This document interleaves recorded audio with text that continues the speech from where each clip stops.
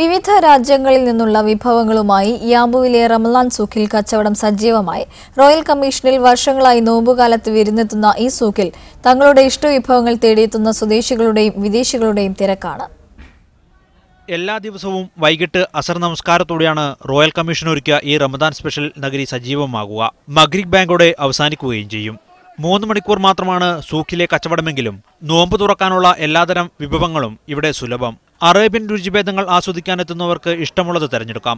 വിവിധ തരത്തിലുള്ള ജ്യൂസുകൾ, കുനാഫ, സമൂസ, കിബ്ദ, കബാബ്, കബ്സ തുടങ്ങിയ വിഭവങ്ങളെല്ലാം ഇവിടെ ലഭ്യമാണ്. റമദാനിൽ അറബികളുടെ പ്രധാന വിഭവമായ ആടിന്റെ കരൾ കൊണ്ടുള്ള കിബ്ദ തന്നെയാണ് ഇവിടെയും താരം.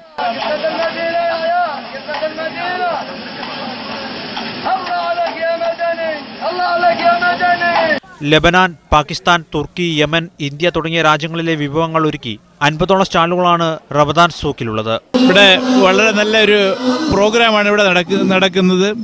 സ്വദേശികളും വിദേശികളുമായിട്ടുള്ള പല ആൾക്കാരും ഇവിടെ വരാറുണ്ട്.